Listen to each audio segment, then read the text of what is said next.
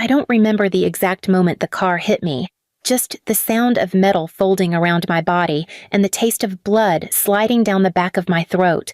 1 second I was crossing the road with a bag of groceries. The next I was lying on the pavement, unable to feel my right leg. People walked around me. Cars slowed down and then sped up again. Someone shouted, "She's moving! She's fine!" and kept going. I wasn't fine. I wasn't even sure I was alive. Please subscribe to our channel and tell us in comments from where are you watching this video. But the thing that kept pushing me forward wasn't hope. It was the thought of my parents. I kept whispering, "Mom, Dad, they'll help me. They'll open the door." And with that lie stitched into my ribs, I dug my palms into the pavement and began to crawl. My phone had flown somewhere during the impact. I didn't have it, didn't have anyone to call. The only home I knew was theirs, even though every inch of it had been a battlefield since childhood. My arms shook under my weight. My knee dragged blood into the gravel. Every inch I moved felt like my bones were grinding together. A man at a bus stop pointed at me and laughed.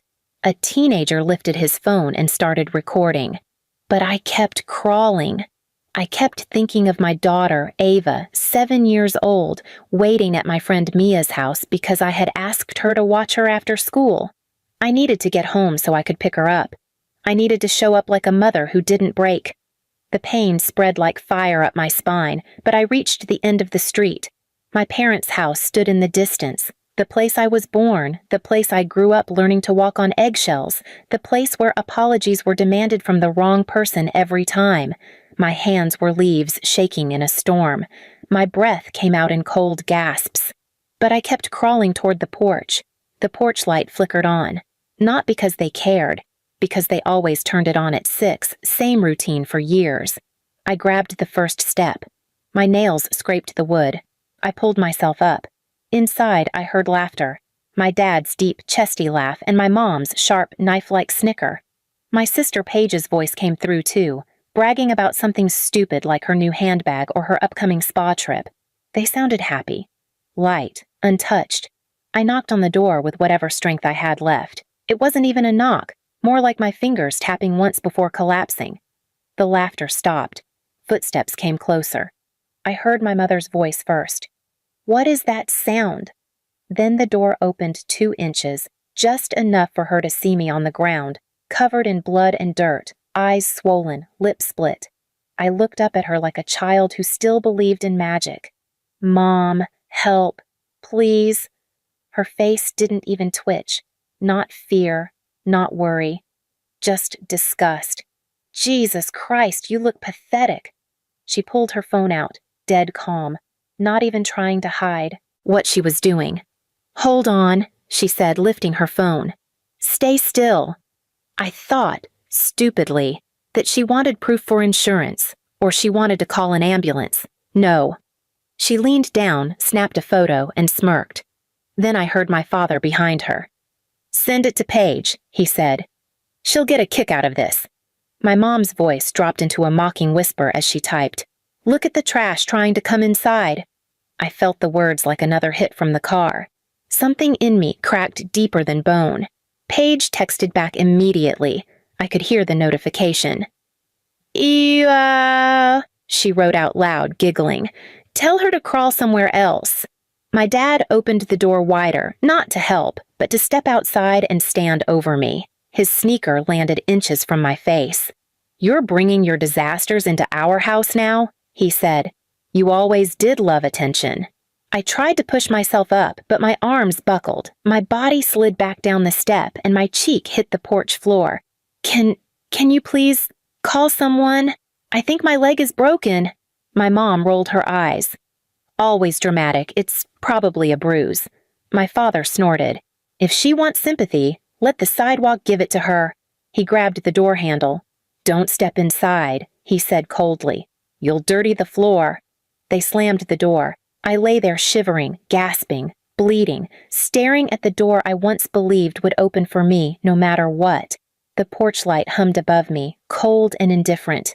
Every part of me wanted to scream. But another part of me, the part that had been stepped on for years, went silent. A woman across the street finally walked toward me, whispering, "Oh my God, sweetheart, what happened?" Her voice sounded like warmth for the first time in hours. She helped me sit up, then helped me call 911. As the sirens approached, I looked back at the house. The lights were still on. They were still laughing inside. They didn't look out the window. They didn't check if I was alive. In that moment, everything inside me stopped begging. Something new began forming instead, sharp, cold, and clear. Not poetic revenge, not quiet revenge, and not a single drop of forgiveness. Just something they would never see coming. The hospital room smelled like rubbing alcohol and burnt plastic, and every breath felt like it scraped my ribs from the inside. A nurse named Elena kept her voice gentle, but her eyes had that heavy look people get when they see something they wish they could unsee. "You're lucky," she said softly, adjusting my IV. "People hit like that. They don't usually crawl anywhere." Lucky. I didn't feel lucky. I felt hollow. The doctor told me my right leg had a hairline fracture, 2 ribs were bruised, and the gash on my forehead needed 8 stitches. He asked if someone could pick me up. I laughed, not because anything was funny, but because the only people who could pick me up were the same ones who sent a photo of me bleeding on their porch. "No," I said. "There's no one."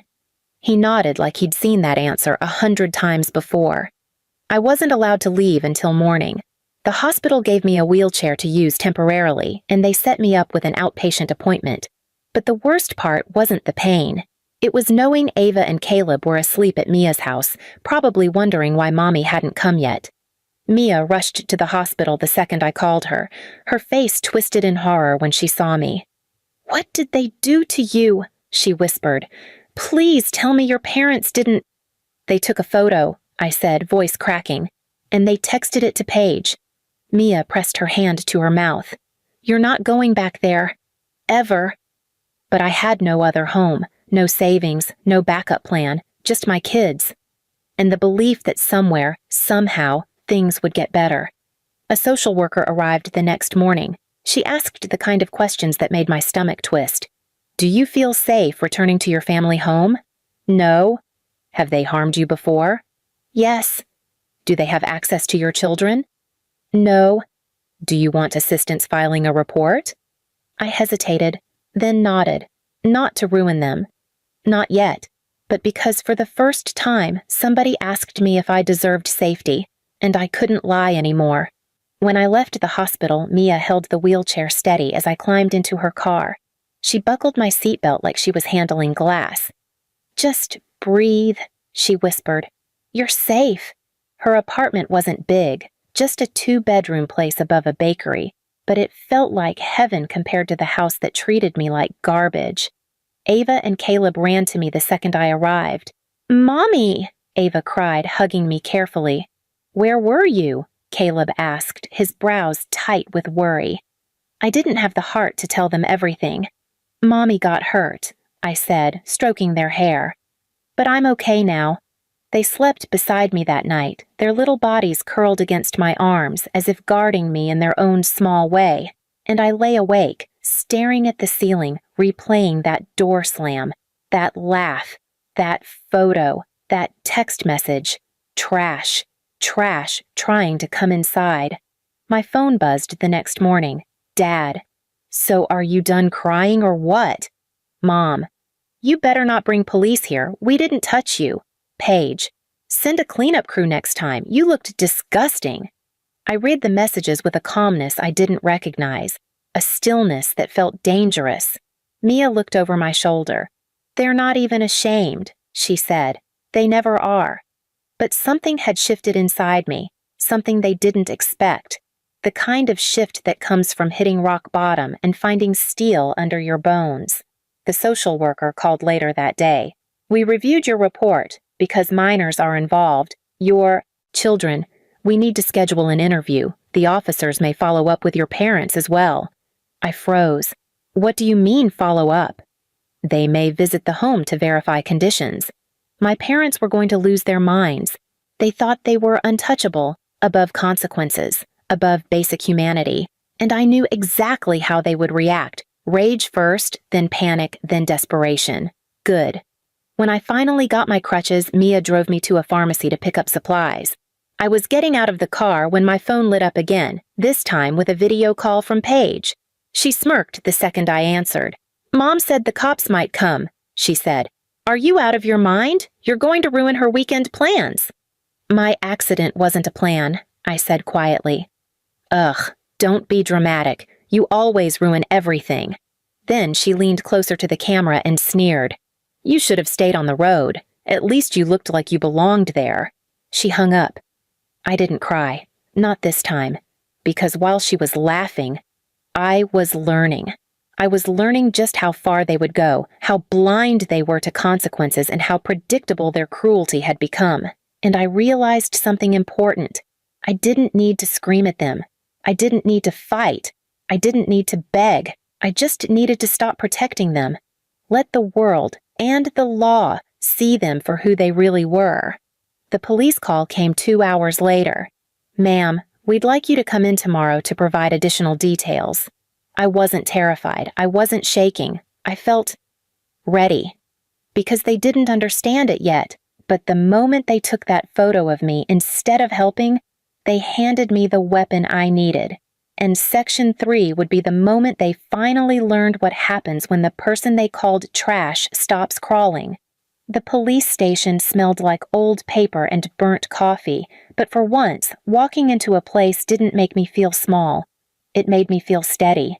The officer assigned to my case, Detective Harris, slid a folder across the table. "We visited the property this morning," he said. "Your parents refused to cooperate. They denied knowing about your injuries until we mentioned the photo." My heart thudded. "They showed you?" "Oh, they didn't have a choice. Text messages, time-stamped, and their own front door camera matched your statement." He leaned forward. "Ma'am, what they did counts as neglect, endangerment, and obstruction of aid. And with your children involved, it gets worse for them." I didn't smile, but something inside me unclenched for the first time in years. "Do you want to proceed?" he asked. "Yes," I said. "Every step." He nodded like he'd been waiting for that answer. Later that afternoon, I was making sandwiches for Ava and Caleb in Mia's kitchen when the knocking started. Not the gentle kind. The kind that rattled the door. Mia peeked through the blinds. Her eyes widened. "It's them!" I stepped forward on my crutches, breath steady. Mia unlocked the door, but didn't open it wide. My parents tried to push their way in, but she blocked the frame like a lion. Dad's face was red. Furious red. "You called the cops on us?" he barked. "You ungrateful parasite!" Mom jabbed a finger at my chest. "You're trying to destroy this family. Do you know how embarrassing this is?" I held eye contact, something I'd never been able to do before. "You took a photo of me bleeding on the ground," I said quietly. "And you sent it to Paige." Mom scoffed. "Because it was funny," Dad sneered. "You think a little bruise makes you a victim? Grow up." I shifted my weight on the crutches, calm and ice cold. "You locked your injured daughter out of the house," I said. "And the police have the proof. That's all that matters now." Mom's expression cracked first, panic leaking through her arrogance. "You need to retract your statement," she said. "Right now. Tell the police it was a misunderstanding." I didn't answer. Dad stepped closer, his voice dropping to a threatening growl. "You owe us. We fed you. We raised you. If we go down, we won't go alone." That's when I pointed to the security camera on Mia's porch, blinking red, recording every second. "You just threatened me on camera," I said. Dad's jaw locked. Mom grabbed his arm. "Let's go. We'll fix this later." "No," I said. "You won't." They froze. "The detective already filed emergency restrictions. You cannot approach me or the kids. You cannot contact me, and you cannot come to my workplace or Mia's property." Mom's face twisted. "How dare you do this to your own parents?" "You did it to yourselves," I said. "You forgot something important. The moment you locked that door, you stopped being my parents." They stormed off, shouting curses loud enough for the neighbors to hear, but nobody stepped out to defend them. Everyone had heard something through the years. Everyone had seen something. This time, they weren't the victims. This time, they were exposed. 2 weeks later, the official decision came: a protective order, mandatory counseling for anger and neglect, a welfare investigation for their entire household, 0 contact with me or my children for 18 months minimum. When the officer handed me the papers, I felt something break. Not in pain, but in release. Ava hugged my leg. "Mommy, are we safe now?" I knelt down, pulling her and Caleb close. "Yes," I whispered. "We are." A month later, I was walking better, slowly rebuilding a life without fear. A new job, a new apartment, a new routine where my kids laughed freely. One evening, Mia burst through my door with her phone in her hand. "You need to see this," she said. It was a video. A neighbor had recorded it. My parents standing outside their house as child welfare officers arrived. Mom shouting at the sky. Dad trying to argue and failing. A police cruiser waiting by the curb. For once, they looked small. They looked powerless. "They're blaming each other," Mia said, shaking her head. "They're falling apart." I didn't enjoy watching it, but I didn't look away either. Because after a lifetime of bruises, humiliation, and silence, I finally understood something. Revenge didn't need flames. It didn't need a speech. It didn't need me screaming outside their house. It just needed truth, finally allowed to be seen. And the last time they saw me was through a squad car window as I drove past with my kids. Heads high, windows down, no fear in the air. Their smoke didn't follow me anymore because I wasn't crawling. I was walking away. For good. Please subscribe to our channel and tell us in comments from where are you watching this video.